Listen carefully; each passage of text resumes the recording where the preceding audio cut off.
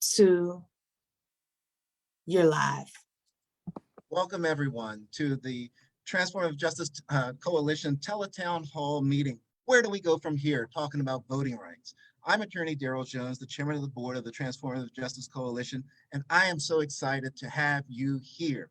You know, we hear all the time that folks are down, we all know what's going to happen with the voting rights, it didn't pass, blah, blah. Folks, this is the time to roll up your sleeves, roll up your pants leg, roll up whatever you need to roll up, put some Vaseline on your cheeks because it's time to fight. That's what it's about right now, is getting into the streets and fighting for voting rights. We know that we have established here today one of the most prestigious panelists of guests that are right on top of this issue. They're right on top of it. And we're not talking about 10,000 feet in the sky dealing with the issue. We're talking about the people that are on the ground, boots on the ground, dealing with the issues of what is essential to passing voting rights here in America. We're not going to be rehashing disappointment over what happens in the Senate. We're all disappointed with what the Senate did. But the question right now is, what do we do now? We know where our friends are. We know where our enemies are. We know what we need to do. They've chosen a side. It's now for us to get in the street and get this done.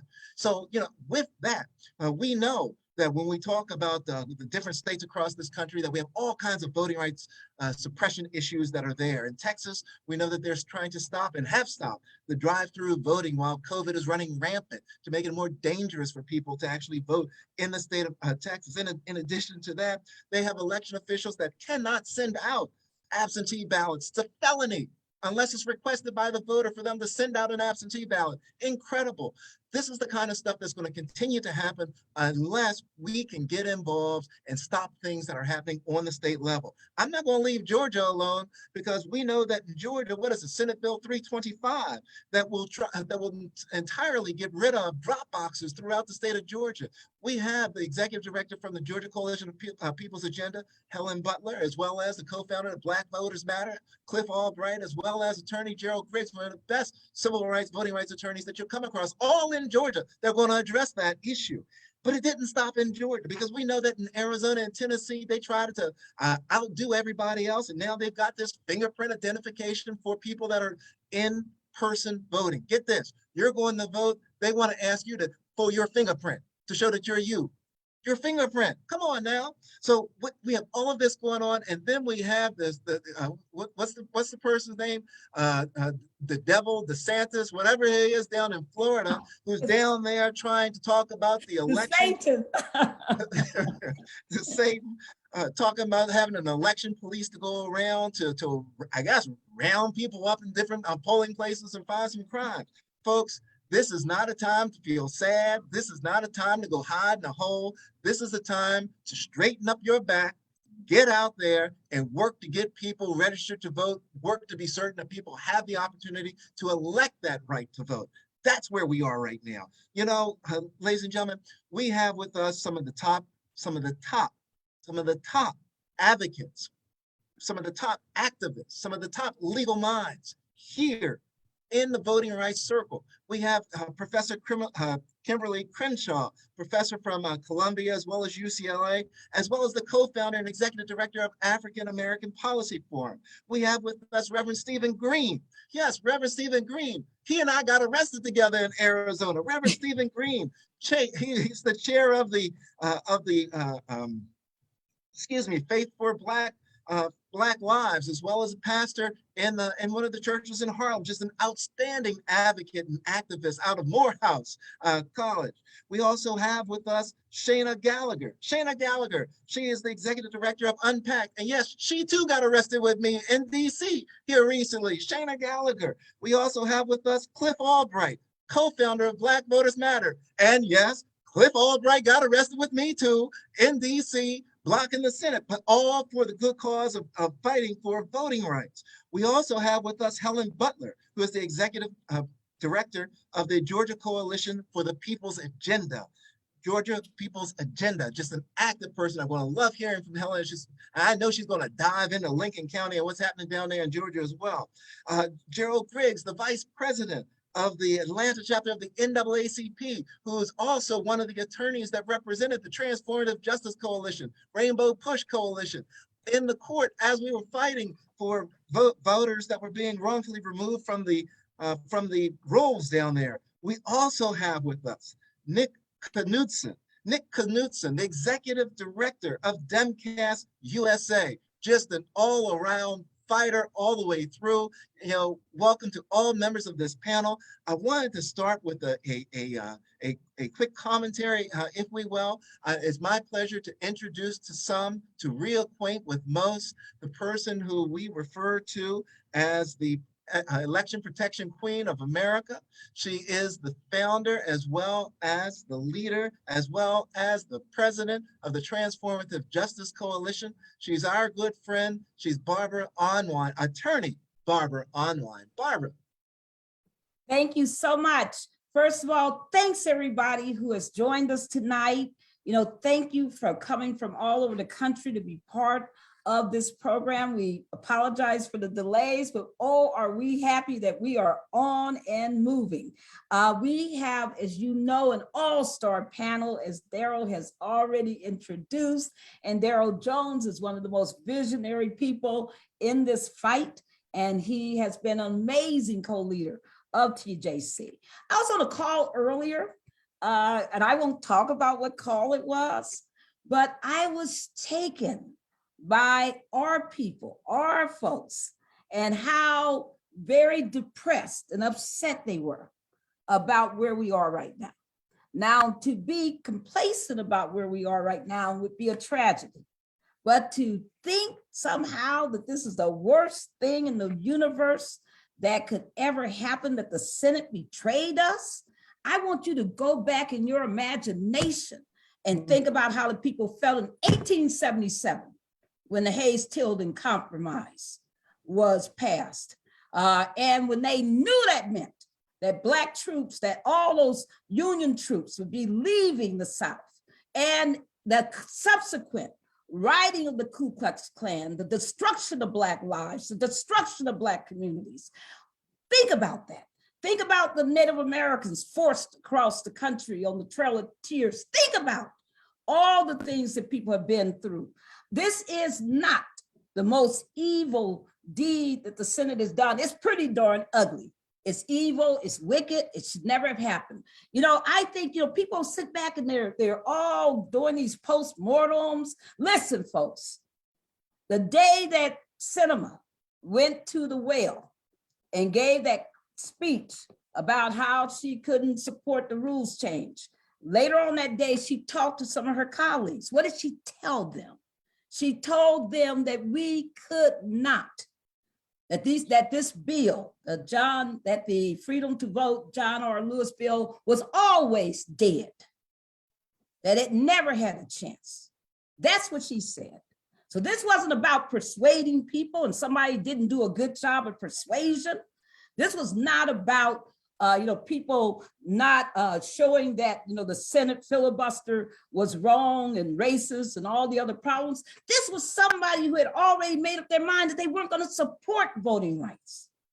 And despite, the public veneer, the public affront that was being presented, she already had written her line in the sand, which was against us, after getting elected on the backs of Black and Brown and Native American people. Shame on her.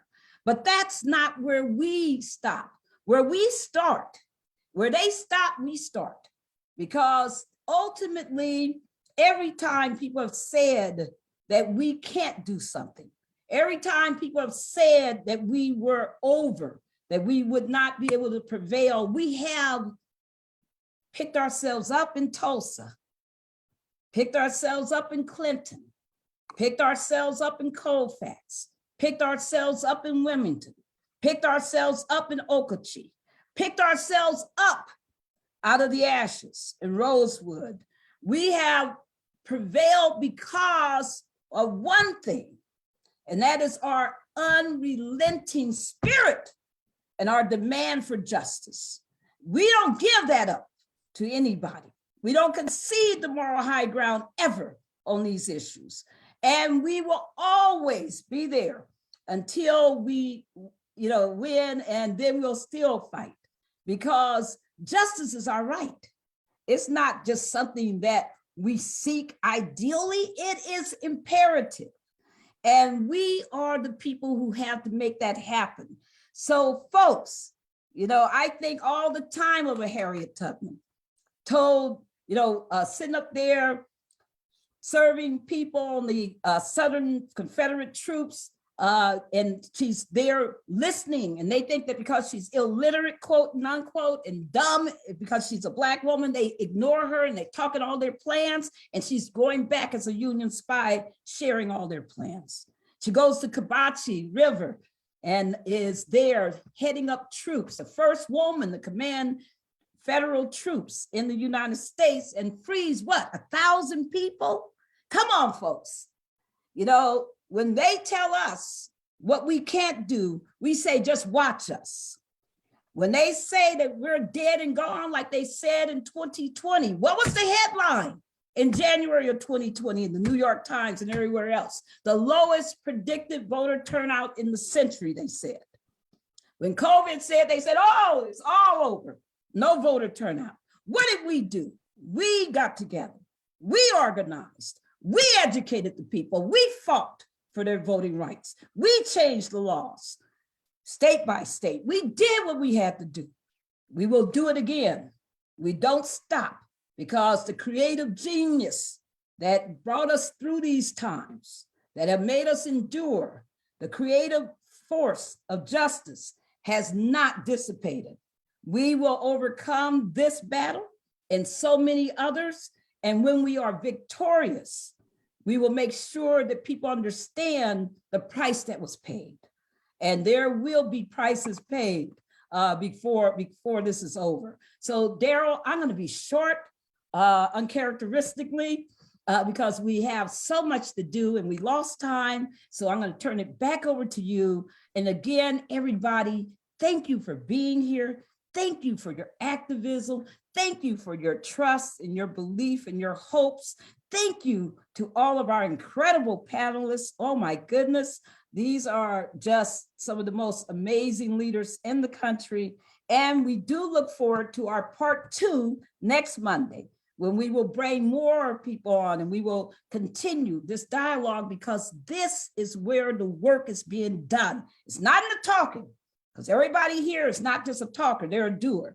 It is in executing strategic, smart programming, and where we outshine and out-organize, I hate to even say those words, but we outshine and we make things happen that people said never could be. So thank you so much. Daryl, it's back to you, my dear. Thank you so much, Barbara. Thank you for those words and the inspiration.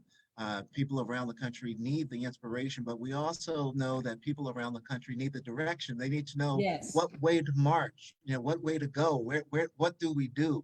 And, we're fortunate to have Nick Knudsen with us, and Nick Knudsen, out of Oregon. We know that the folks in Oregon know something about fighting for justice and getting in the streets and fighting for justice in the streets. But, with Nick Knudsen, what we're fortunate to have with us is someone who's a trainer, right? Who trains and recruits people on social media to fight disinformation, to encourage them, to encourage other people to exercise the right, to protect those rights. So we're really, really pleased to have Nick Knudsen with us. And Nick, with that, I've got to ask you, what do you think should be priority number 1 for protecting and advancing voting rights and our democracy? Well, first of all, just thank you so much both for that lead in and for having me on. It's a complete honor to be on this panel with all of these amazing people. Yeah, what do we do? I mean, we at DemCast, we affectionately call our volunteers DemCasters, and everybody, all the DemCasters were, it was a rough week. People were definitely feeling low, feeling down, dejected, betrayed, and rightfully so. Mm-hmm. But okay, that didn't work, right? So really it's what's next? How do we pick ourselves up and where do we go from here? I think a lot of us had hope that the amazing legislation at the federal level would help to sort of come in and support the states and overturn some of the laws that are being passed, or block some of the laws that are being passed in the states. And I think that it's important to continue to have resolve that happen at some point, whenever that's going to be, and continue to make pressure our federal government, our Congress people to do the right thing. We can't let them off the hook.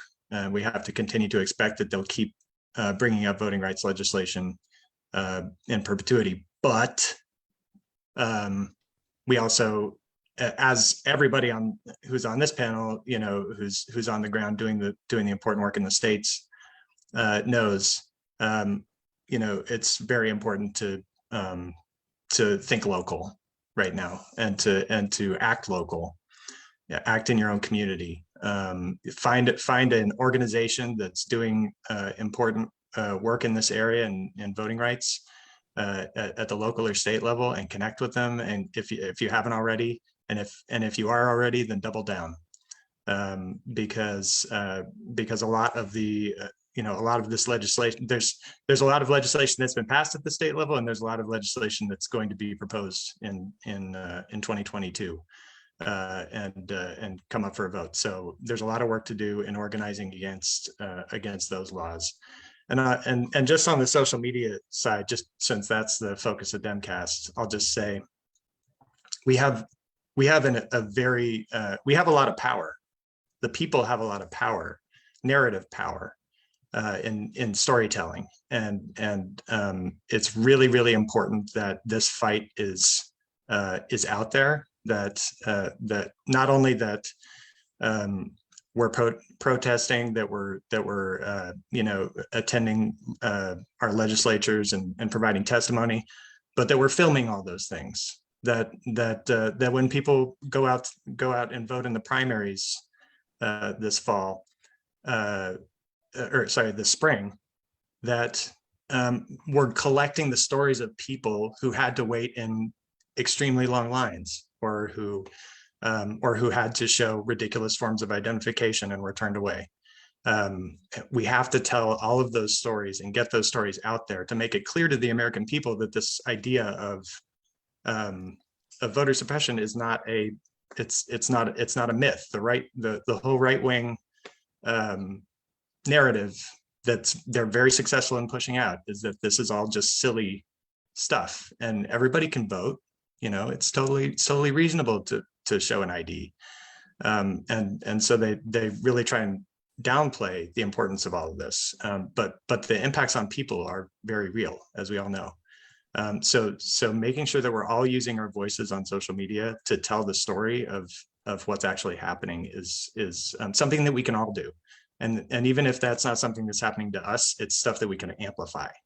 And in the 24-hour news cycle, where there's just stuff coming at us all day long, we need to seek that out and amplify it purposefully to keep the struggle for voting rights in the collective consciousness, because it has to be. We have to win, and we will. So that's what I'd say. It's very interesting, Nick, to hear you describe some of what's going on out there, because we know that, with DemCast, you really do focus a lot on that disinformation campaign that goes out there to get information that is just incorrect out to people, to skew the way that people view and think of these issues. And, Professor Crenshaw, you're no stranger to that. Right? We know that, when it came to issues, not simply voter suppression, but critical race theory, that part of what Nick is speaking about in the way that information is skewed and disinformation and misused, a lot of that we saw happening from that critical race theory conversation. Are there some of the lessons that you've learned, if you could share with us some of the lessons that you've experienced from dealing with the misinformation, with the way that they've just completely, I can't even call it mishandled, because it's, I guess, misunderstood, misrepresented, the whole critical race theory concept. is there something that you've learned from all of that experience that we can apply to what's going on now and what they're attempting to do with the voting suppression legislation? Yes, well, you put your finger on it when you said, it's disinformation. I would say this is disinformation on steroids, or let's just call it what it really is, Daryl. It's lies. It's lies, lies, and more lies. And these lies are effective partly because they are repeated constantly. If we look at critical race theory, for example, in 2019, critical race theory was never mentioned on Fox News, in radio, and TV, nowhere. What suddenly made critical race theory the boogeyman of the right was the tremendous outpouring of social outrage about the killing of George Floyd in 50 states of the Union. There were marches everywhere, and they were largely multiracial marches. People were all aghast at what had happened, and they were demanding ways of understanding how at this late stage in our society, these kind of raw police lynchings basically could still happen. And so they were asking about, structural racism and institutional racism and cognitive bias and all of the ways that the police had traditionally functioned as an organ to sustain and maintain the racial order. That in turn created a backlash that historically follows the same pattern we've seen before, all the way to Reconstruction. We had about 10 years of Reconstruction, and we had 60 years of backlash. We're in that same period right now, and we had a few months of outrage and activism and people imagining a different world. And then we had now a whole year of backlash to the very ideas about racial injustice. I like to say, Daryl, if you can't name a problem, you can't solve a problem. And that's exactly what the right is trying to do. They are trying to take away our ability to see what they are doing, to denounce what they're doing, to organize against what they're doing, and to vote them out of office for doing it. And in case this seems like news, it's not news. This is exactly what happened at the end of Reconstruction. Barbara said it herself. Imagine this is 1876, when at that point it was the Democrats who were the opponents of Reconstruction, the opponents of full citizenship, who put everything on the line to force us away from the ballot box. This is how they did it. They told lies about us. They criminalized us. They exercised every manner of violence against us. And at the end of the day, the party that was supposed to be our party, the ones that we gave our allegiance to, our votes to, the ones that we put in office, decided at the end of the day, their route to maintain power was to abandon us, to leave us at the mercy of those who wanted not only to push us out of the body politic, but basically were willing to starve us and kill us to get their way. So, there's that saying that says that those who don't know their history are bound to repeat it. Well, that's the whole point of attacking critical race theory, to take away our history so that we can't see the connections between the suppression of our voting, the suppression of our protests, and the suppression of our knowledge. This has always been a quintessential aspect of white supremacy. We're just seeing it all over again in 2022. We have to call it for what it is, not allow ourselves to buy into these arguments that Tim Scott is trying to make, that it is an outrage for us to call this the new Jim Crow. It's an outrage not to call it the new Jim Crow. And it doesn't matter what the color of the skin is of someone who's saying it. Racism is racism. Jim Crow is Jim Crow 2.0. And we've got to, as you say, roll up our sleeves and see these connections and fight all of this together. And thank you, Professor. And Cliff Albright, one of the things that Professor Crenshaw, I think, very clearly lays out is what I term as controlling the narrative. right? Who controls the narrative? Who is the person to tell the story of what has happened, what is happening, and what will happen? And one of the things that there's a lot of things I admire about you, but one of the things I most admire is the fact that you are willing to get involved in that direct action. And as part of the direct action, you're taking control of the narrative. You're taking control of the story of what's being told and commanding the audience. I've got to just ask the question of you about the importance. What do we need to do to control the narrative that Professor Crenshaw has laid out that is so vitally important for everyone to be able to see? Hey, that's a great question, Daryl, and thank you so much. And thank you to Professor Crenshaw. Thank you to the rest of the panel. This is truly a panel that I'm honored to be on. Even though it's got a whole bunch of jailbirds on here. So, but I think it's an important question. And for me, there's a couple of ways that I think about, the ways that we control the narrative. And Professor Crenshaw just kind of touched on one, right? The importance of naming a thing. There's this whole debate about, oh, is this Jim Crow 2.0? And how dare you say Jim Crow? And this isn't Jim Crow. There's no Negro only sign or white only sign. But the reality is that when we look at the things that are being done, including the use of a filibuster, which has been used more to block civil rights than any other issue in the history of the filibuster, it might as well have a Negro only sign on top of it, because that's the way it's been implemented, right? But more importantly, when we look at the tactics that we're seeing and the things that they're doing, whether it's the intimidation of threatening to arrest people for giving out food or water, or having employees who are going to be monitoring drop boxes, or any of the other things that they're doing. What we have to remember about Jim Crow and the Jim Crow era is that in regards to voting, most of what we saw during that time period was not race specific, right? On the face of it. Right. What you didn't necessarily have something that said only Black people had to pay the poll tax.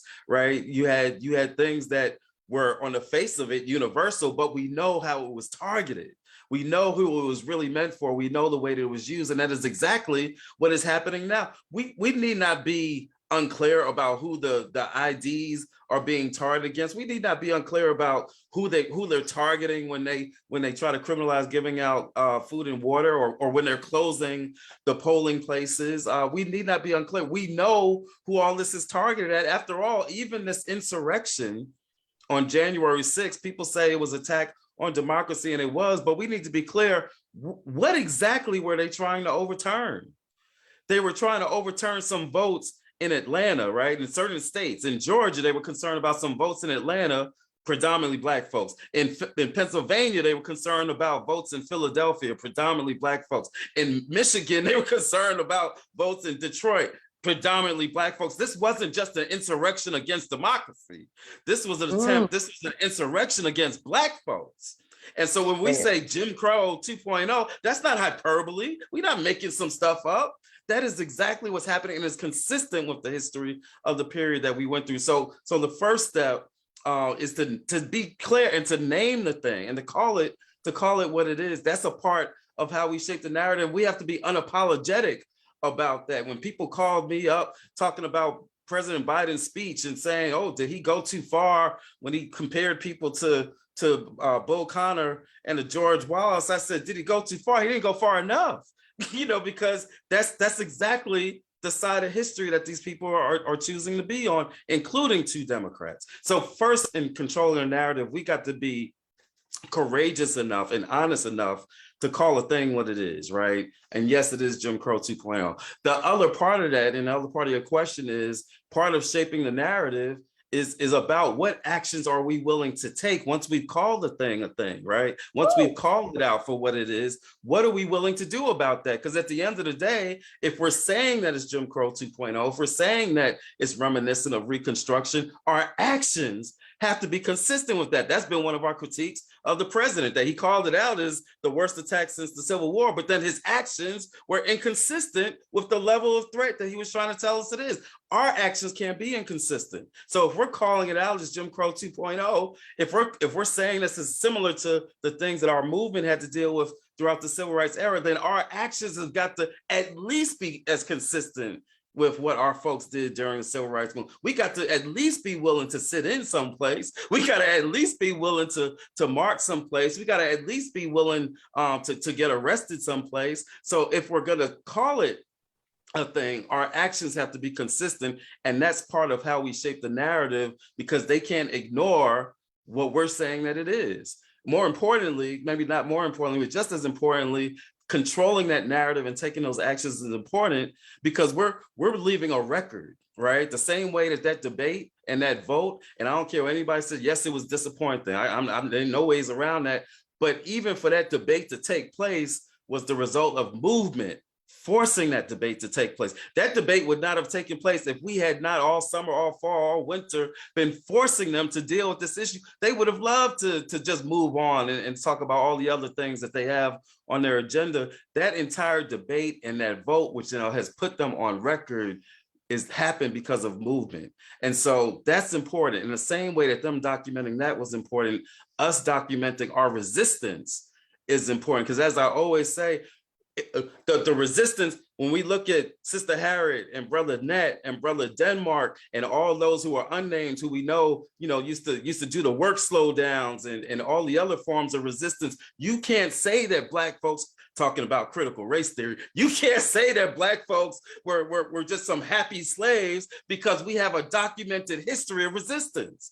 And so just as we look at that history, we are shaping a narrative today so that our children and our grandchildren will not have to sit by and hear somebody tell the tale about how Black folks just sat by and let voter suppression happen and we didn't push back. You can't tell that narrative, because our actions and our civil disobedience speak to the truth, and our children, our grandchildren will learn from that and hopefully build on that, and they won't be in the same situation. And the last thing I'm gonna say in terms of the narrative is that we gotta understand, and we've already talked about how far back this narrative go. We talked about Reconstruction. This slow motion insurrection that they say has been happening since January 20th is an insurrection that's been in slow motion for much, much longer than that, going back to Reconstruction. It's the same insurrection. It's the same in fact, it's the same cracks in the democracy. These ain't new cracks. These are the same cracks that were in the foundation of this democracy from the time that it was formed, from the time that they signed that Constitution. In fact, from the time that they told the lie that they told in the Declaration, talk about all men are created equal, even as they had slaves, right? And so these are the same cracks. This ain't a new insurrection. This is an old insurrection. But I think it's worth pointing out that, when we talk about the big lie ain't new. I was listening to Give Us the Ballot, Ari Berman's book, and he was making a point about, the lie of voter fraud that came after Florida in 2000. Because when we pushed back, including the CBC, and they tried to challenge the certification of that election, and couldn't get a senator to agree. But at the end, what happened after that was the Bush administration, instead of dealing with the realities of voter suppression, in order to flip the script, what did they start talking about? They started talking about voter fraud, right? And that's what then led 4 years later to the debacle in Ohio, right? And the further disenfranchisement, because that was based on the lies of voter fraud that they had to create after Florida 2000 in order to hide the fact that they had just disenfranchised enough Black people to more than make up for the difference in that election. So this slow motion insurrection has been going on for a mighty, mighty long time. This ain't a Trump thing, right? And we got to be honest about that. And we got to be able to tell that narrative, because again, if we're not clear about what it is that we're up against, then we might choose the wrong solutions. We might choose some tools that simply are not adequate for the job. And the very last thing I'm saying is, we lost Sister Lonnie Guinier a few weeks ago. Part of this, we're going to get this voting rights bills passed, right? And we're going to get some of this stuff overturned, right? But this battle is far beyond what happens even with this voting rights legislation. As important as it is, don't get me wrong, but we got to start to fundamentally look at the very structure of the way that we even think about this democracy. Because as Professor Guarnere said, when you've got racial and ethnic minorities, a majority rule system is not an adequate tool. And that's not an attack against majority rule, which is what they try to say about her, but it's a recognition that we have got to rethink the way that majority rule is implemented in some creative ways, consistent with democracy, consistent with one person, one vote, consistent with majority rule, but in ways that is different, where we're not as dependent on these lines that are being drawn on maps, which no matter how you slice it, can always be vulnerable. Even with an independent redistricting committee can always be vulnerable to being warped and biased and to take away some of our power. We've got to think more broadly about what representation and majority rule and democracy looks like. That's the only way that we'll be able to solve these cracks, which again go very back to the founding of this so-called democracy. So with that, I hope I answered your question, Daryl. I'm gonna turn it over, but I'm gonna end it just by saying one last word, 3 words: we will win. Thank you. And you're absolutely right, Cliff. We will win, and we'll continue fighting until we win, because we're not.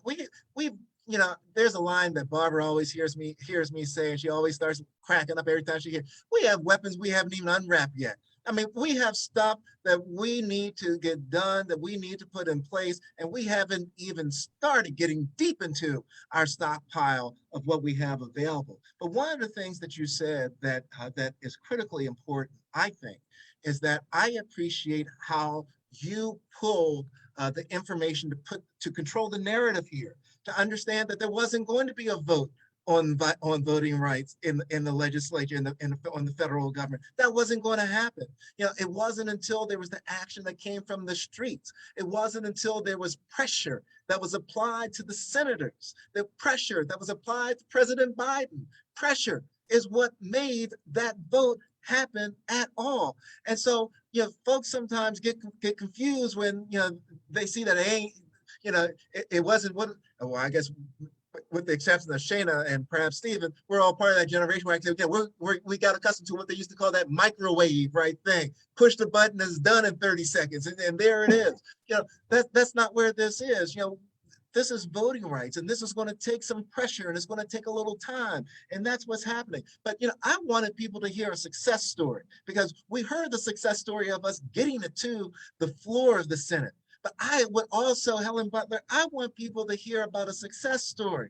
I want them to hear about Lincoln County, Georgia, where in Lincoln County, Georgia, they had decided that they were going to take the 7 polling places and get rid of all but one, force everybody to go to one polling place, meaning that some folks will have to walk a distance or go a distance to go to a polling place. And just so I can put it in perspective, and I'm sure, Helen, you'll correct me if I'm wrong, in Lincoln County, there is no public transportation. So you're not taking a bus to the polling station. There is no Uber. There is no Lyft. So, getting to the polling place is going to be an issue for people that are challenged, that are disadvantaged. But, Helen Butler, I know you're coming from the spirit of John Lewis, and you're coming from the spirit of Joe Lowry, from the spirit of Amelia Boyden, as well as Fannie Lou. Please tell us what's happening, what happened in Lincoln County, how you overcame it, and where it is now. Well, thank you, Daryl and Barbara. I'm so glad that you're having this discussion. Where do we go from here? And man, you could have put me right after someone other than Cliff, all right? But I want to say, coming together, it was more than just the people's agenda. It was Black Voters Matter. It was Common Cause. It was the local NAACP. It was the Augusta Ministerial Coalition that was happening. And it was all of those that were working with us in Lincoln County to make it happen. So what we found, Daryl, is that Lincoln County is a very rural mass county that's predominantly white. But in that, we have a large population of Black people that were concerned that they were going to close and consolidate their polling locations from 7 to 1. As you said, I mean, there is no public transportation. There is not any Uber or Lyft. There is an internet connection. I mean, a lot of the things that they gave for reasoning for closing initially was, well, they were going to save money. Well, when it got to be hot on that issue, they decided it was because of ADA requirements. Well, we looked at all of the polling locations. They seemed to be all ADA compliant. And if not, why have you been voting in them forever? Then it became, well, it's COVID. And we want to consolidate so that we can have a large enough polling location that will accommodate all of the voters. Well, I can tell you that the polling location that they want to consolidate to is on a hill. So a lot of people with disabilities would have problems getting to it. It doesn't have enough internet connection, and people would have to travel 15 to 25 miles one way just to get to that polling location. And I can tell you that polling location 15 to 20 miles away, when there is no public transportation, when you don't have a vehicle, is quite burdensome, especially since the one that you've been used to going to is 5 minutes away. We had to at least get a petition, and Georgia law says that if we get 20% of all of the registered voters within a polling location, then they are not allowed to close that polling location. Well, guess what? We had boots on the ground. We sent our canvassers out, even though they didn't have GPS to find the streets. They had to get with someone local to be able just to find the streets in Lincoln County.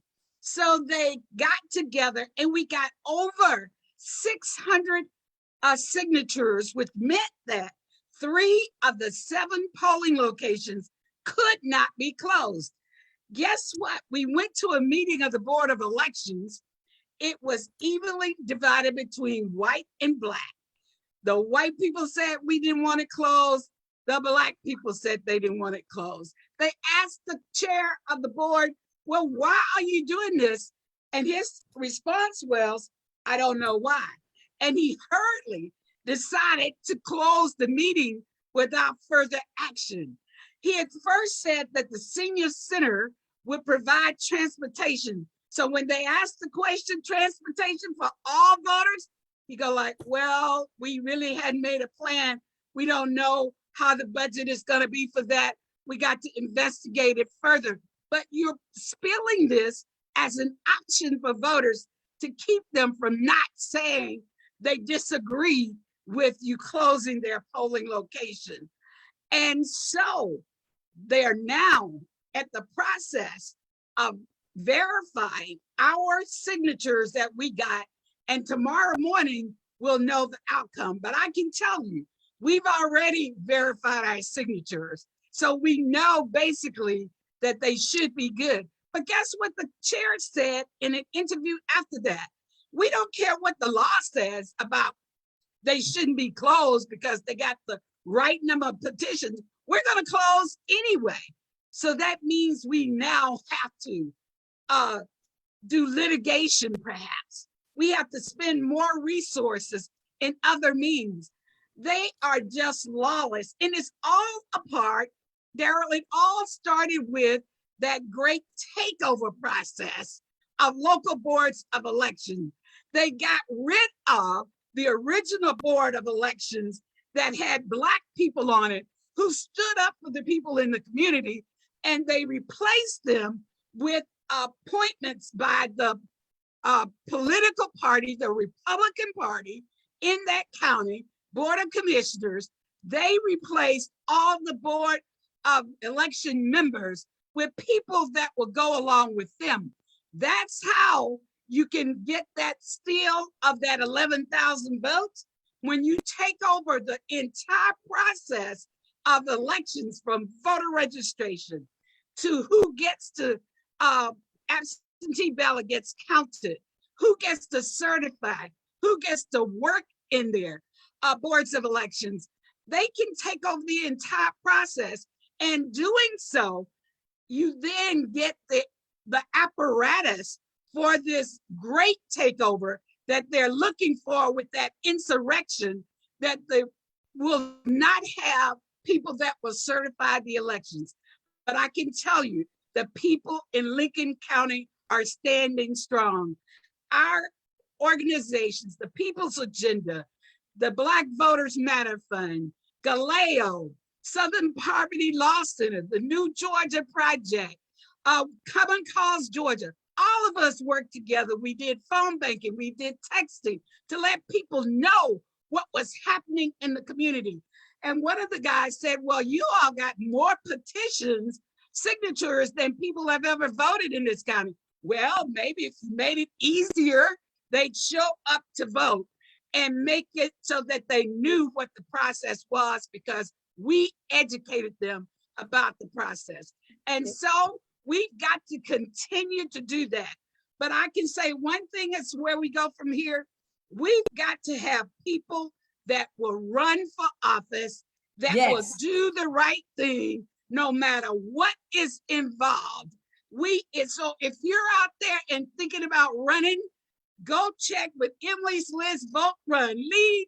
They'll teach you how to be a candidate, an effective candidate. But all I say is, remember, you work for the voters and they are your bosses. So do the right thing. When we get the right elected officials, we'll get the laws that we need passed, whether it's the federal legislation, whether it's state legislation, or whether it's local.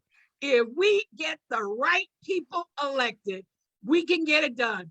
For Martin Luther King's Day, the King Center's theme was, it starts with me, and it starts with me with my vote. So vote, vote, vote. Well, that was powerful. Go ahead, Daryl. Thank you so much, Helen. That's precisely what I think people need to hear, because the major media isn't talking about what happened in Lincoln County. So people need to know what's happening in Lincoln County and what the response has been to what has happened in Lincoln County. You know, Reverend Stephen Green, you're one of those people that travel around this country. When you hear issues like what happened in Lincoln County, you're not sitting back at your church at St. Luke AME Church, sitting there with your fraternity brothers, relaxing. You get on a plane and you would be headed down to the action. You know, we've seen you do it numerous times. So I've got to ask you, when you hear what's happening in Lincoln County, and you hear about that fight, and you hear about what's happening in Arizona and Tennessee with the fingerprint identification and all the other voter suppression that's going on across the nation, what's the message that you're telling folks? What are you telling fellow pastors that they should be doing at this moment that's happening across? I mean, you have a network in place with Black pastors. Now, you know, Professor Crenshaw will tell you, I've been messing around with this 1619 Project book. So, you know, I'm on this chapter now talking about Black churches. So you're connected through this whole thing with the Black church and the voting rights for the Black and brown community. What message can you bring regarding this? Well, thank you, Daryl and Barbara, again, for a wonderful time. And good to see and hear from Sister Helen Butler. Took me back to my Morehouse days and how we would be registering voters with the People's Agenda in Georgia, and just grateful for her work and the work that all of our colleagues who have been voting rights disciples, if you will, have done. And really, from Lincoln County to Los Angeles, California, we must recognize that we're all tied together in this single garment of destiny. And what impacts one directly affects all of us indirectly, said Martin King. I think that's what really motivates me in this moment to be engaged, and what motivates the Black church, I think, to be on the front lines of justice, because we are the descendants of Nat Turner, of Denmark Vesey, of Harriet Tubman, of Frederick Douglass, of Sojourner Truth, of Fannie Lou Hamer. And I think that recognizes that there is some radical spirituality that helps us to see liberation in the face of defeat. And after watching what took place in Washington last week, I'm reminded of what happened to John Lewis the first time they tried to come across at Edmund Pettus Bridge when he was beaten down with all the protesters who had to walk back to Brown Chapel, AME Church, to strategize, to think of another plan, to come up with another approach. And then the Macedonian call went out across the country to have folks come to Selma, Alabama, to join them in the journey to Montgomery. And I think that's where we are right now. We have faced a beatdown last week with the filibuster. We were met with Senate Republicans and with Senate Dixie Democrats who have tried to beat us down with their billy clubs or their vote. But we know we can get back up and go get some spiritual renewal and get some strength and then come back out there and fight. And I think that's what we need to be pressing upon this Senate. They ought to call for a vote every week on voting rights. The Senate ought to become ungovernable. That's what we're talking about, is that if we have crossed the deadline, if we've crossed the Rubicon and our right to vote is so precious, it's so sacred, it's a civic sacrament, as we've been saying, and one vote that allowed it to fail is not enough. We ought to bring it back to the floor. If each week put the Senate on record, let them vote every week to tell people in Lincoln County, tell people in Texas, tell people throughout Georgia, tell people in Arizona that you don't protect the right to vote. And every week put folks on record, bring a new bill out. If Murkowski and Collins said they can support something that was 7 pages, then reduce it to 7 pages, but bring the bill out and call everyone to the record and vote again on voting rights. We can't let the Senate get off the hook. They need to remove Senator Manchin from his chairmanship. Then we must remove Senator Sinema from their committees. I mean, how dare you stand up to Vladimir Putin, but refuse to stand up to Joe Manchin and Kirsten Sinema? What kind of nation are we that we refuse to protect the right to vote? And that's why faith leaders are calling for the NFL to move the 2023 Super Bowl from Arizona. We're going to hit them in their pockets. We're not going to support states that will continue to deny people the right to vote. We're going to ask people to not hold their conventions there. Do not hold your meetings there. Do not have a concert in Arizona. Do not go to West Virginia. We must be able to put our money where our mouth is if we to believe that this is something that's sacred. If we're to believe that the right to vote is so precious. If we're to believe that our ancestors fought too hard, they bled too much on that Edmund Pettus Bridge. They gave up their life like the 4 little girls did in 16th Street Baptist Church, like Cheney and Goodman did in Mississippi, like George Washington Lee did in Mississippi. Our people have given up too much blood for us to back down now. And we can't wait until November, but we got to get it done before the midterm election begins on March the 1st. And so with Black History Month coming up, this is not a time just to have speeches. It's not a time just to sing, to lift every voice and sing one time. But I saw tonight someone say, lift every vote. We're going to lift every voice and we're going to lift every vote. And now is the time for us to get in good trouble, like John Lewis said. We didn't just go to jail last week because that was just something to do just because we were just outside in the cold. But we plan to go back to jail. I'm here with our good friend Shana and unpacking. If it takes us going back to jail, we'll go back. If it takes us staying in jail overnight, we'll stay in jail overnight. If it takes more hunger strikes, it'll take more hunger strikes. If it takes economic boycotts, it'll take economic boycotts. But we're willing to do whatever it takes to have the ballot by any means necessary. Thank you so much, Steve. And now I think I can say without question, Barbara, that we've been the church. You know, the church has been. We didn't pass the collection plate, but it's all right. but it's the message, right? It's the message, Right. and it's the message that's resonating. It's the encouragement that's out there. It's the importance of the moment and recognizing it and accepting it. And that's why we have such great respect for all of the panelists and everything that everyone's doing in the street, from UNPAC to everybody that's been involved in getting out there, getting arrested, being in a hunger strike, whatever it is. But you know, one of the things that one of the organizations that we've run across, Barbara, while we were down in Georgia and been all over the place, has been, you know, the NAACP in Georgia and Gerald Griggs and all that they have been involved with and involved in and stepping up to be certain that they are protecting the right to vote, that they are on the front lines, that they're in the streets. The statement I like to use, as I think everybody probably on this line now has heard me say, there comes a point where you've got to get off the sidewalk and get in the street. You got to get in the way. You can't just stay on the side and be a spectator. You got to be a participant. Get off the sidewalk and into the street. You know, and we have with us Gerald Griggs out of Atlanta, Georgia, with their NAACP. And Gerald, you know, welcome on board. And I wanted to bring you into the conversation.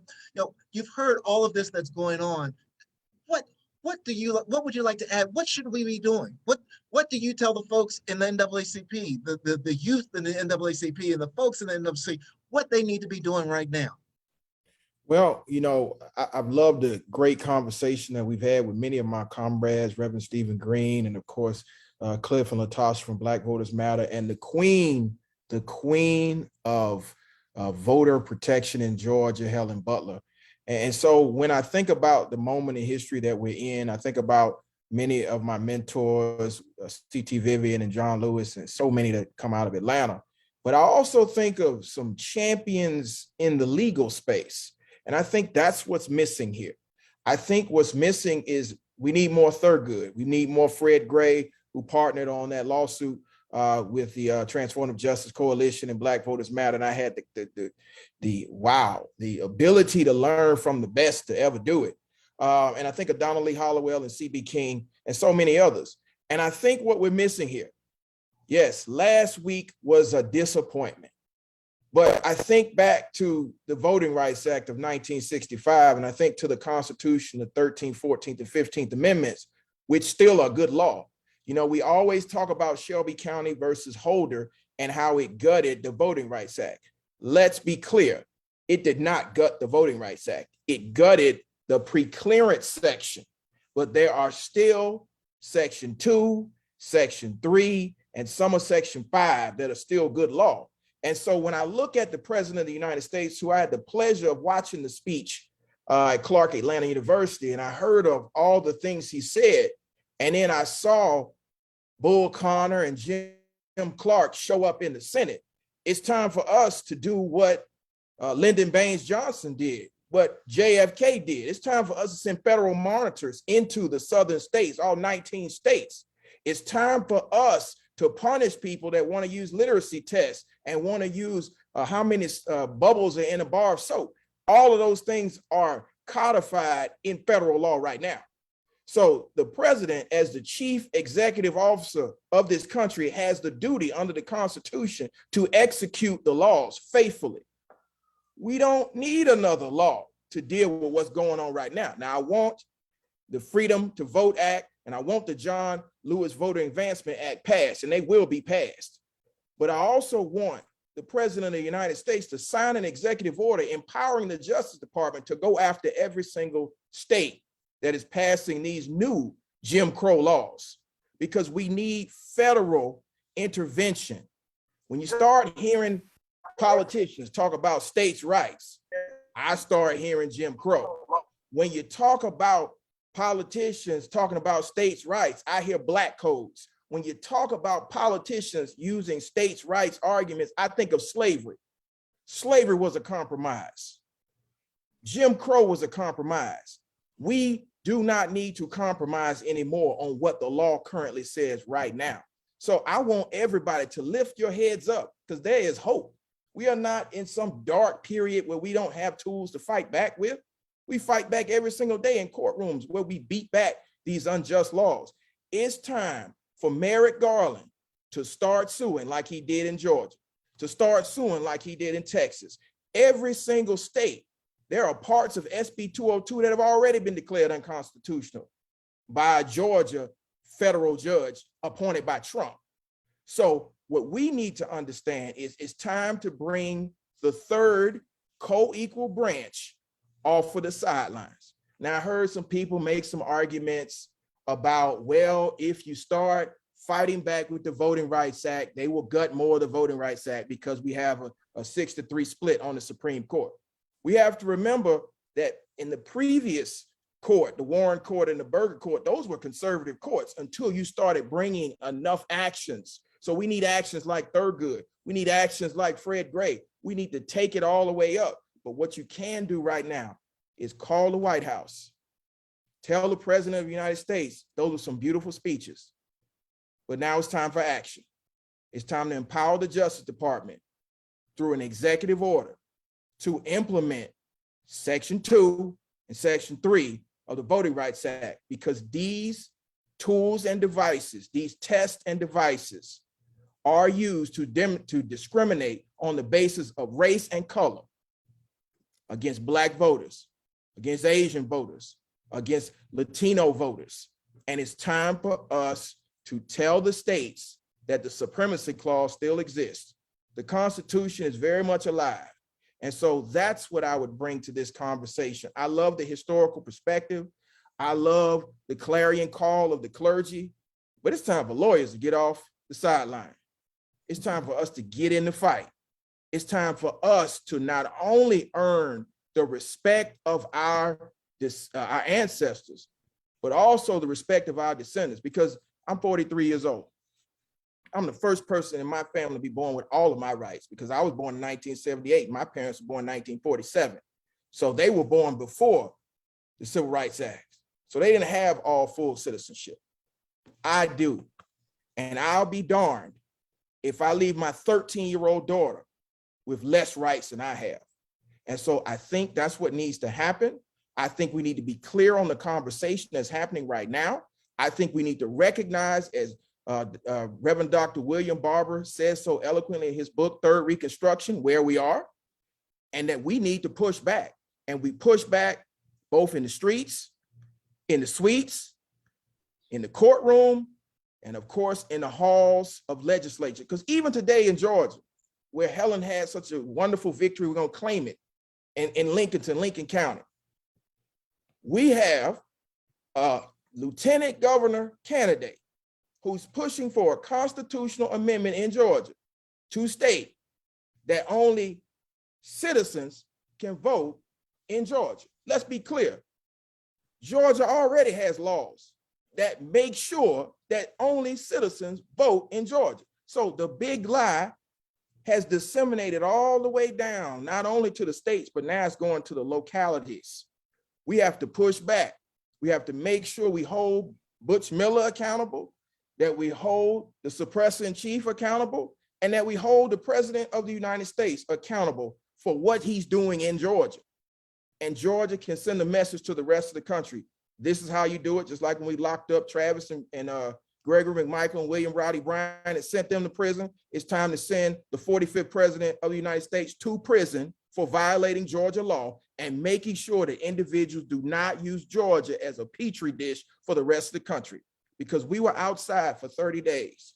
My client was the first one to get arrested, dragged through the Capitol, a Black woman standing up for the rights of all people. So we have to recognize the time we're in and use the tools that we have. Thank you, Gerald. And you're absolutely right. You know, folks do need to get a hold of the White House. They need to call that 202-456-1111, 202-456-1111, and tell them, put that executive order in place and let's start going after these states that are having these voter suppression laws put in place. Don't sit back, don't wait. And you know, one of the things about not sitting back and not waiting, I love the way that our young people have responded across this country. You know, and we have with us Shana Gallagher, who is the executive director, one of the co-founders of UN-PAC. And let me tell you, you know, Gerald, you and I have not been arrested together. I've been arrested, well, most people on this panel. All right, Gerald, I know we're coming. We'll be down to Georgia getting arrested soon together. But let me tell you, you know, I can recall Barbara being put into a paddy wagon. I didn't have a problem doing that. I went right on in. I can recall Barbara doing blocking the Senate with Cliff, standing up, blocking the Senate, arming up. No problem doing that. I come down to Shana and the young people. They want me to sit Indian style in front of the U.S. Capitol. I was like, oh my goodness. I sat as long as I could and stretched out. But let me tell you, they are certainly showing the way, showing the commitment of the youth in our country.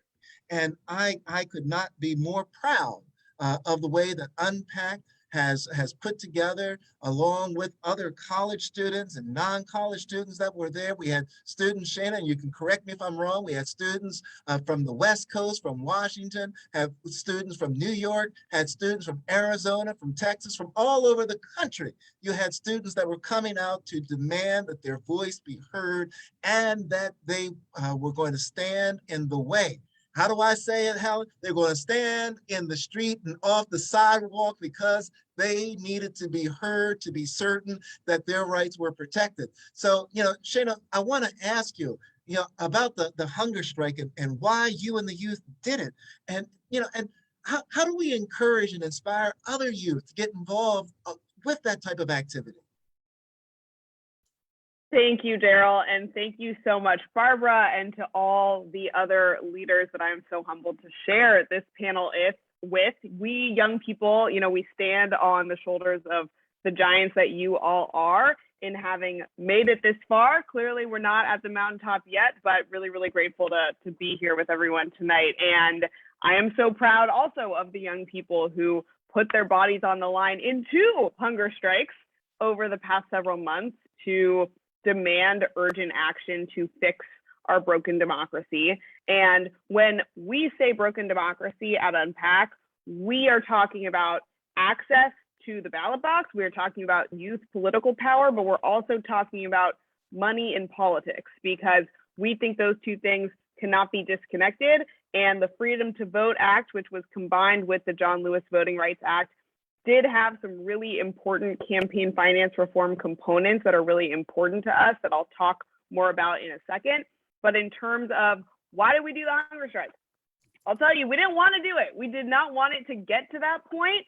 The reason it did is because, not to undermine phone calls, everyone should still call the White House and tell them what's up.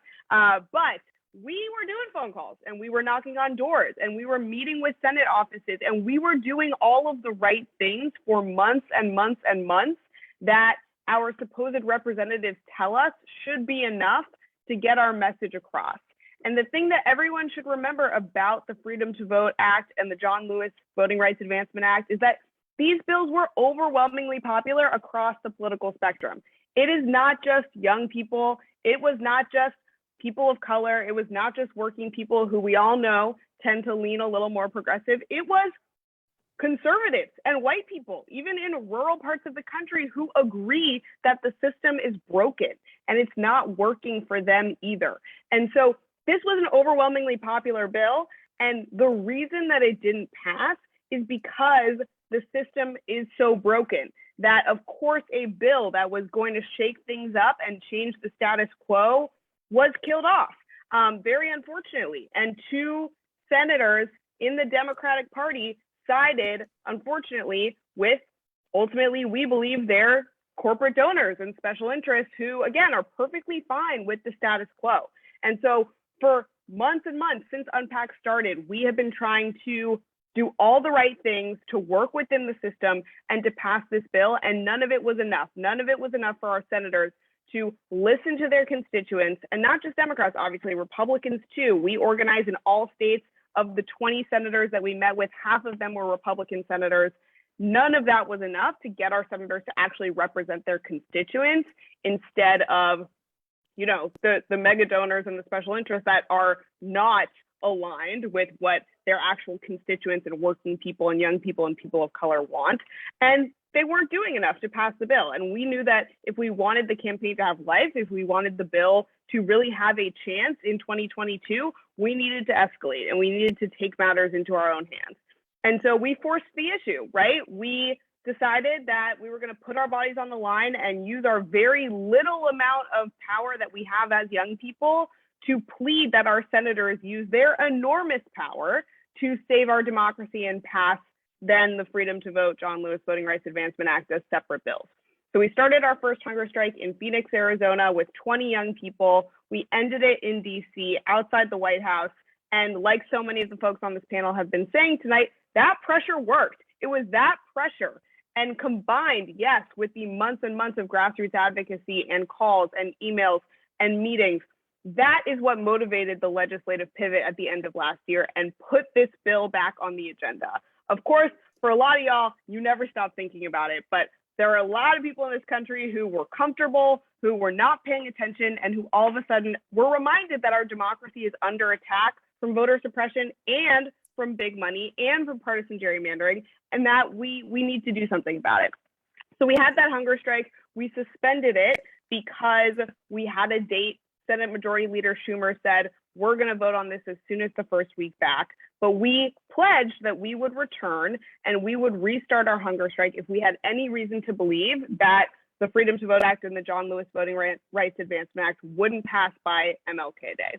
And so things were progressing. Unfortunately, we were all getting that sinking feeling that those two senators who, once again, did not side with their constituents, sided with the broken partisan divide in the United States Senate. We were starting to get a feeling that dynamic and that status quo, that broken status quo, was going to win this round. And so we restarted our strike. And we're so fortunate to combine forces with Rev Stephen Green and the other brave faith leaders who had initiated their own hunger strike. We also converged with Joe Madison, who I'm sure we all know was on his hunger strike for democracy for over 70 days, and really just wanted to show the Senate, this is what it's come to, that our democracy is so broken that you have hundreds of people, young people, people of color, and supporters all across the country who are saying, in fact, Kimberly Crenshaw, the renowned, joined us for a day of solidarity hunger striking, as did Daryl and Barbara, and we were so humbled. Thank you again for your sacrifice. But that's what it came to, right? We are so desperate for our senators to actually fix the system and do their job to represent their constituents that it came to that desperate point. And when that still wasn't enough, we said, we'll go even further. We're going to sit in peacefully at the Senate and risk arrest, because this is quite literally the most we can possibly do. Meanwhile, senators, what are you doing? And so, unfortunately, when the bill didn't pass, we decided we cannot just go quietly into the night. We need to make a statement, like Cliff was saying earlier. We need to make sure that history remembers and that future generations will remember that this is not over and we're not going to take this lying down. And so we ended our strike on this most recent Thursday, the day after the legislation unfortunately did not pass, by making a moral statement and saying, you know, we are going to bear witness in this moment and make it very clear that young people are not going to allow our democracy to collapse. Even if 52 of our senators will, we will not, because solutions to all of the problems that we care about are connected to having a functional, representative, accountable democracy. And so when you ask the question, what can we do to get more young people involved? I will give y'all the really harsh, real answer, which is that young people have seen a broken democracy their entire lives. We have never seen the system work for us. And that is why young people don't turn out to vote very often. It's not because we're lazy or stupid or apathetic. It's because why would we believe in a system that has never worked in our lifetimes? And so the way to get young people to care and be involved is to connect our broken democracy to the issues that they do care about. And we know that young people overwhelmingly care about climate change. They care about systemic racism, and they care about things like access to affordable healthcare and the student debt crisis. So when we can use our stories, just bringing it back to what Nick was saying at the beginning about the narrative and owning the narrative, when we can connect all these issues that young people are grappling with to our broken democracy, and again, that means voter suppression and that means big money in politics, which is leading to more and more people not voting, because again, even when our politicians make these beautiful campaign promises, a lot of times they can't deliver on them because of that money. That is how we get more and more young people involved. And that goes for, you know, any group of people that is disillusioned, and rightfully so. So we got to connect the issues that Americans, you know, of all types and all stripes and in all places are experiencing to this fundamental issue of having a functional, accountable democracy, because ultimately that is at the root of all of those issues that we're dealing with. And, you know, I really believe that we can keep organizing together to do that. But like so many folks have been saying, we are already past the crisis point, and we need to be continuing to raise the alarm and keep the caliber of organizing at this really high level, because we do not have time to go back to square one and just keep making phone calls.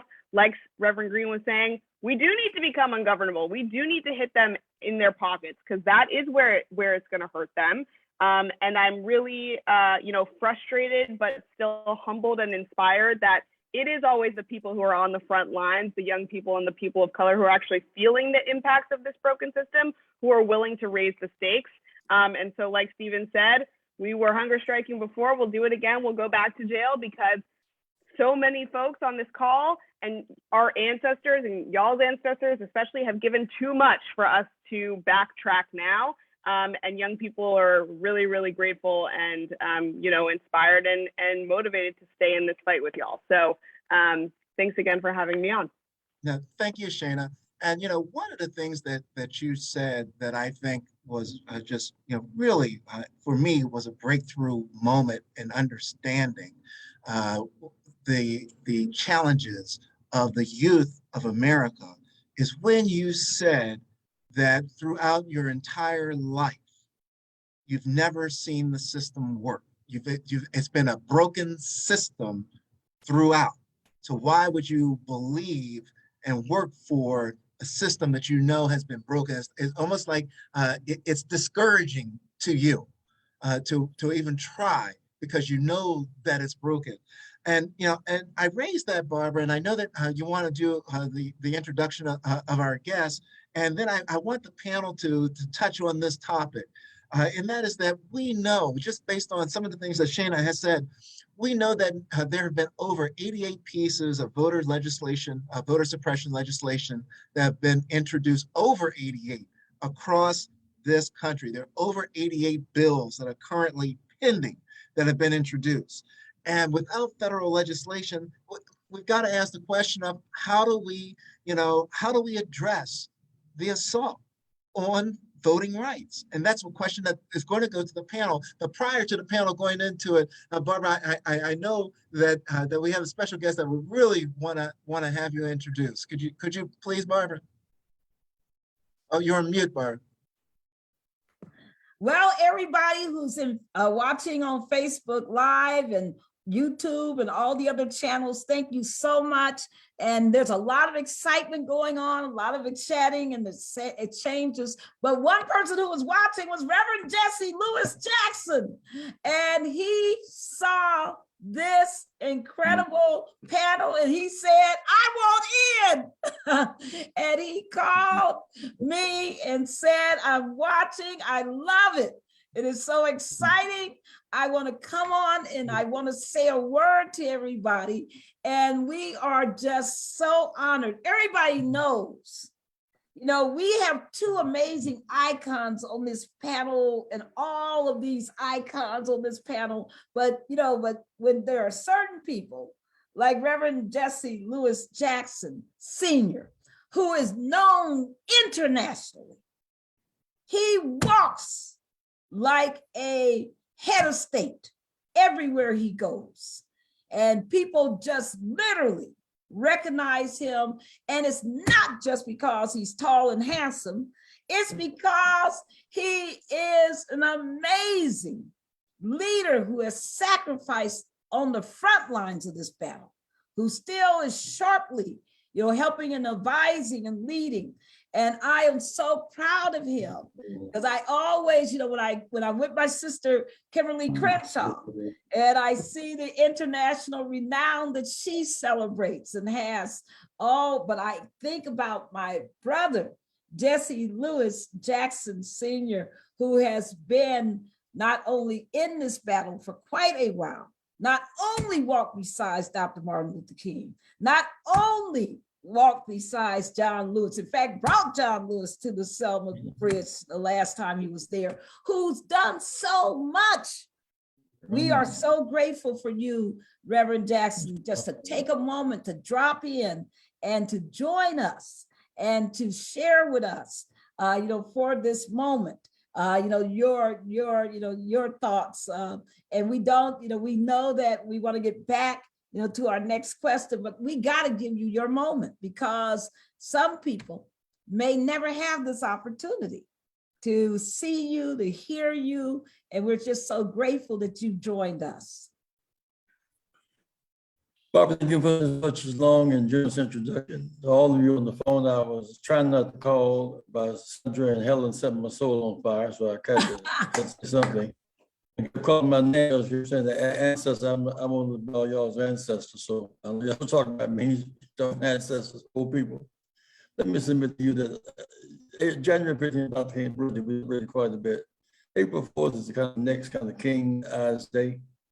We plan to have which will have a massive march in Charleston, West Virginia. Trying to get C1 in Willie Nelson land, some mountain boys, singers. All the high school teams were 18 by November, the original vote. Get them there. Why? Because they want free community colleges. They want to reduce tuition in colleges, reduce debt. Those in community colleges, all those of age, 18 plus. And they want free community college, means at the rally, that type of thing. Cece Roberts from the coal mines, Cece Roberts is with the deal. I talked with Johnson and Maura Morrell and Al and Barbara. So I'm trying to broaden the base, include of course Latinos and Appalachians, some white people as well. Kind of rainbow approach. We have a massive spend. Joe Manchin, I'm not scared of Joe Manchin. He might be Republican. He's already Republican. I mean, he can't be scared of him. And I think rather than him talking with Biden one-on-one, he should talk with his people, explain why he doesn't think they should need $15 an hour. Obviously, people of Appalachia. 6-4 country state in the whole country. People that would celebrate $15 an hour, but he doesn't think they should get it. He think the coal mine keep paying him and his son to be lobbyists. Hello, somebody. Yeah, he wants his son to keep getting the money as lobbyist, he keep getting the money as legislator. And so I imagine the resident, they want $15 an hour for minimum wage. Do the high school children need to have a chance to get college free and reduce the tuition costs and burden? So I think we have a program for us. Biden's not all that we want him to be, but he is good for the hour. Say this, when I hear some of us kind of getting on Joe Biden trip. I've not talked with Joe. I don't have that kind of relationship with him, but let me submit to you. I saw us wiggling and wobble when Humphrey came after Johnson. We didn't make our mind about Humphrey Johnson. Is Humphrey or Nixon? We danced around Nixon, eased up and took over Humphrey. We didn't have to lose Humphrey, but we who were kind of on the liberal side of the thing, couldn't quite get out. I'm telling y'all, given what's out there, Trump and Trumpism, Biden is good for us. I wish he doesn't think he has not done all that. I hope y'all get my point. Joe Biden, and he comes out against that bill as strong as he did the other day. I have a column on that tomorrow. Joe Biden should, in fact, use the executive order to state the Voting Rights Act. Section 275, that's another situation. But Attorney Griggs in Atlanta, Georgia, everything else in the Voting Rights Act he can enforce right now. He should not let Biden off the hook on the part. He should executive order, post the Voting Rights Act now. And I get details to you in my column tomorrow about probably up on Chicago Sun-Times right now. Griggs on our radio show yesterday, he laid that in great detail. Griggs doesn't play. Huh? Say Griggs doesn't play. And neither does one Daryl Jones, who was also on your show. Yes. Daryl Jones, you set my soul on fire. You too spiritual. You're holiness or something like that. You're talking tongues next. Yeah. I love you, girl. We love you, Reverend. We love you too, Reverend. We love you, Reverend. Thank you so much, Reverend. Thank you. Thank you. You see the brand, don't you? We see. Oh, yes, We're gonna excuse the purple in the shirt. I like the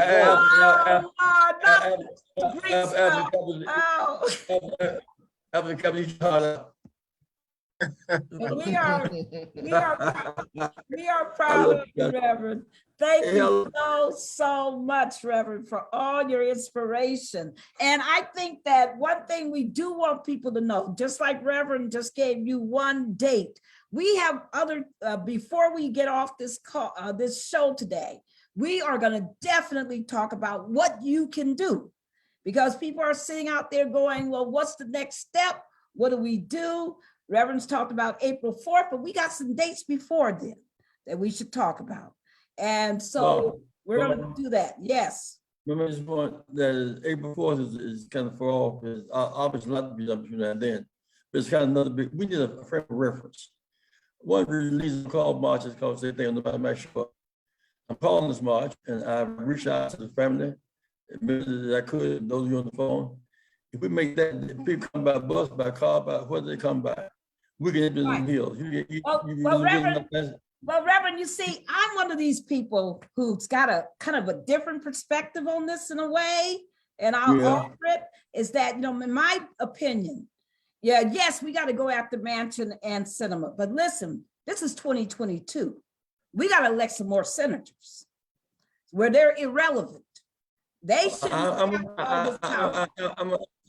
with that, but I think we must make a statement to those. Oh yeah, we got to do that too. But I really think also think if you brought enough white people as I did 3 or 4 years ago in Appalachia, send a message to them others we're trying to get as well. I don't say this these are all. I said both hands that we should a major statement march in the hills of Appalachia, right, Allegheny Mountain. Okay, we heard you. And we'll be there soon. All right, Daryl, back to you. Thank you, Reverend. Thank you, Reverend. Truly appreciate you. Absolutely appreciate it. Look forward to seeing you soon. And definitely we'll see you April the 4th in Charleston, West Virginia. We'll be there. You know, I'll have my marching shoes on. Ready Lord. The question, Daryl, is you're going to have your going to jail shoes on. I know, that's what I was going to say. I keep my going to jail shoes because I know your Reverend and I and Barbara were arrested together in Arizona. That's right. I'm looking forward now in West Virginia. I guess I'm going to cover all the states at some point in time. But, you know, with that, you know, we are going to have a part 2 to this discussion. And the part 2 to this discussion is going to really continue to dig into the issue and delve more deeply into what we're doing state by state, what's going on across these states, and how we can get involved in each of the states to address the voter suppression that's there. So, you know, I wanted the panel to get into the 88 pieces of legislation that have been introduced across the country. You know, I think I might want to now reserve that for our next panel discussion, because, you know, I know this panel well enough to know that once we start digging down into the legislation and talking about Arizona, talking about Georgia, talking about New York, talking about Pennsylvania, and it's going to go deep. So I want to be certain that we give it its due consideration at our next panel discussion. So with that, you know, Barbara, I'm going to ask you. Daryl. Yes, Rev. On the point. The reason I'm here on residence registration. If you're in Illinois and you go to school now, or you go where you attend school. Now, this is a big time those can have increases. We're starting this radical movement of students this year. A lot of these guys are represented by right-wing legislators that they don't know who they are. Who's your legislator in Illinois, they don't know. Yet these universities are the biggest source of income. They use them, you know, for ball games and for, you know, doing what they do, buying everything and cleaning lunch and all that stuff. But some of these we need to get about university where student registration is low, participation is low. So we must, I think, for the renewed effort on campus registration. It will. Yeah, count on me. Thank you, Ms. Sandra. Yeah, thank you so much, Reverend. And as you know, Barbara and I and a whole host of other people are following up on your recommendation of trying to push to be certain that high school seniors, when they receive their diploma, are receiving their registration card and are registered to vote at that point in time and being entertained and being engaged at that point in time. We got that idea from you, Reverend, and we're running with it. And when they register vote in the registered college, they should register vote then at the same time. We go online. Look, guys. All right, thank you. Thank you so much, Reverend. Barbara, would you like to take us home? You're on mute, Barbara. Okay, well, first of all, again, Helen, you are a treasure. Thank you so much. We want to thank Professor Crenshaw, my colleague, my sister, just thank you.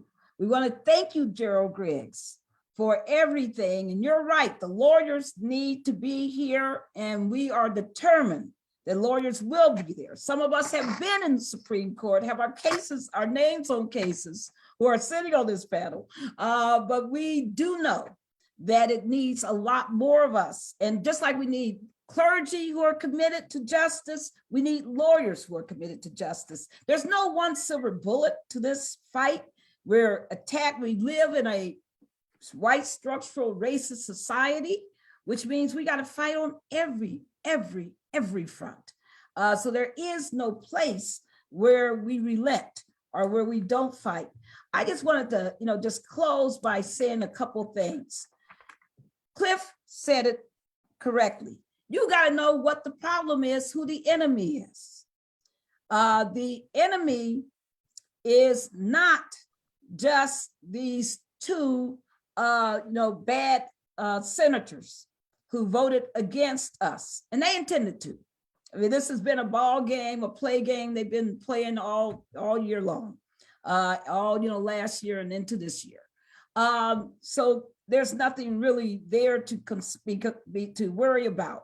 What we got to do is to make sure that we're much more aggressive about who we go to bat for to elect. And, we keep electing people because they give us the smiles and the we cares, but we got to make them make some pledges of what they're going to do when they get in office that will serve the people so that you don't have the cinemas of the future. We have some great people running for office this year all over the country who people ought to be supporting and to be, a part of that whole. We got to understand the white dominance syndrome that we're against because people don't like the demography of who is becoming the new majority electorate. And they're doing everything they can to stop the inevitable multiracial democracy by decreasing the numbers, the numerosity of the people who are going to become those dominants. We cannot sit around and play games. This is not about comedy. It's not about civility. It's not about Senate rules. It's not about people just getting along. This is, in fact, a fight against white supremacy in its dying grass, and as it's fighting to stay alive by artificially maintaining dominance. Shana, I'm sorry, but it's most of my life I haven't seen a good democracy work either. I look at the state legislatures right now, and the average state legislature is only 25% women. That's, quote, an improvement. Are you kidding me? We have, the average state legislature, think about this, less than 5% of most of the people in those legislatures are underneath the age of 35, less than 5%. So none of this has been, really proportional, really representative for quite a while. This did not happen overnight. This has been a failure throughout the centuries. And what we're trying to do and what they fear is that we will remodel and remold a real democracy, a real representative, a real multiracial democracy. And that's what we got to fight for. And we don't have, time to think that that's not, within our capabilities. In the months to come, Everybody, I want you to say one thing to yourself. You know, when you get up in the morning and you look in that mirror, say to yourself that me, the person looking in that mirror, that I am a voting rights champion. I can be the difference. I am my, don't be talking about I don't have a lot of money. It doesn't take money to do justice. Don't be talking about nobody knows my name. Oh, yes, they do. Because if you do the right thing, you will in fact see a reward. Those students, those 40 students, nobody knew their names, but their impact, they caught the imagination of some of the most powerful people in this world. And I'm not just talking about in the Congress. I'm talking about all over the world, different people looking at them and being amazed. But that's because they were willing to get on the front lines, as Daryl says. They were willing to get off of those benches. They were willing to put their lives where their hearts were. So have a heart for justice and believe that we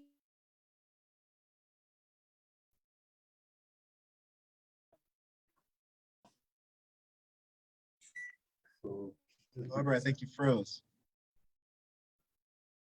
can win on major actions. You're back. All righty, can you see me? Okay, I'm sorry about that. We've been very lucky that I've been able to be here this whole time because our internet is not the best in this area. But I just want people to know that March the 3rd through the 6th is Selma. Please meet us there. We're going to be doing some serious organizing. March 6th through the 11th will be the march from Selma to Montgomery. Black Voters Matters, SCLC, all kinds of NAACP, LDF, all kinds of organizations will be involved. The Transformative Justice Coalition, we will be there. So we want to tell you that this battle is not over. It's never over. As long as we have breath, as long as we have commitment, as long as we believe in our power, and we got the power, this battle is never over. So don't you dare forget that we can win. We, in fact, will win. This is inevitable. That's why they're losing their little minds and coming up with all this little evil stuff. No food, all this nonsense, fingerprints to vote. All this is just that's desperation. And it's wrong. And what we have to understand is that we're on the side of what is right and what is just. And Reverend, I know you want to say something. I'm going to let you say it. And then Daryl, it's back to you. Well, Daryl, thank you, Bob, for getting that sermon. Great preacher, Bob. Let me just you, my friends. We tell like our parents and grandparents, we're proud of them. So white children are proud of their parents, so we're racist. We're race supremacists. And the white, it starts with the mother, who says, kid ran to me in London, he held my leg and his mother says, I said, now, he does now. Well, he'll be taught to run away from me. That's supposed to embracing me. White mother will teach him. This them and us, and then the spirit of them. She got off the white mother, The guys who were at the Capitol on January 6th, they were last year. They've been there all their lives. That was desperation. It's very important to me is that when we ran Harold Washington for mayor, I think about it now with some trepidation. Harold said, I think y'all from 50,000 votes, $25,000 he didn't want to run. He's a big number. He raised 400,000 back, 400,000 voters. Raised 500,000. Now, think that many blacks who run around Chicago unregistered vote. They're straight from Mississippi. They learned their freedom. So we got to go a little deeper than just kind of y'all come. We got to go a little deeper. People are a lot of pain. 5,000 lynchings was made in 1940. Lynchings, a lot of fear. I want to go a little deeper. Spend a little time. We need to have. I hope this thing will go viral. That's why big marching and Selma. Yeah, I'm Selma. Selma march and West Virginia will go viral. I think that when we did that in West Virginia 3 years ago, we had about 75,000 white people there. They came up in the mountains. And they were very, warm with us. So some of the people that are not just bound by race. And some Black people are bound by race. And so I want to really come alive. Cliff on the phone. No, he's gone, because we're over time. We're getting ready to be over time. He drove me crazy a while ago. Thank you, Reverend. Thank you so much, Reverend. Thank you Thank so you. much. And I want to thank everyone who's joined in on our panel today for their time and their participation. It's just a phenomenal panel that was discussion that we've had this evening. I want to thank all the viewers that joined in. I want to remind everybody that on March the 3rd through the 6th will be the Selma Jubilee. March the 6th through the 11th, there'll be the actual march from Selma to Montgomery.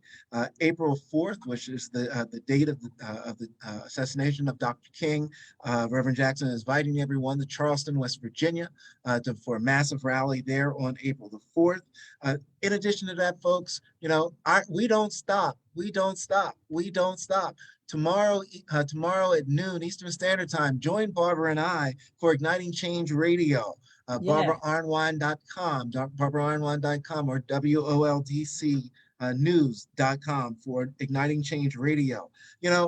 Follow us, follow us, follow TJC at TJC_DC, follow Barbara Arnwine at Barb73, myself at Free Devote Daryl. And as well as following Transformative Justice Coalition on our Facebook page. Folks, I say it, and I say it again. We've got to get off the sidewalks and into the streets and be certain that we're doing what is necessary to protect the right to vote in America. It's important, it's imperative, we must do it. Call the White House, 202-456-1111, and tell them, demand that there be an executive order put in place to protect voting rights wherever it can be done, however it can be done. Tell them to do something to protect the right to vote throughout the United States. Folks, it's time to take it to the streets. That's what TJC is telling everyone. That's our word. That's our promise. It's taking it to the street. Lynn, are you ready? Thank you, everybody.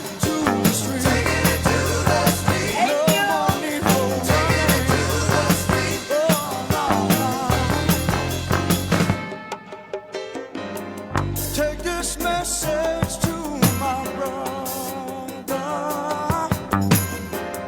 You will find him everywhere. Wherever people live together. Tied in poverty's despair. Are you telling me the things you're gonna do for me?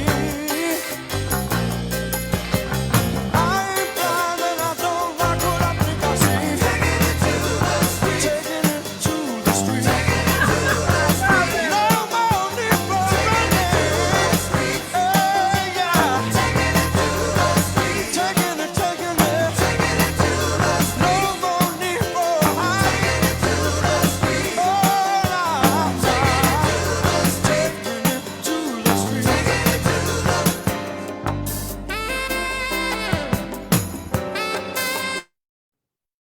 All right, thank you, everybody. Thank you. Thanks so much. Awesome. Thank you all. Yeah,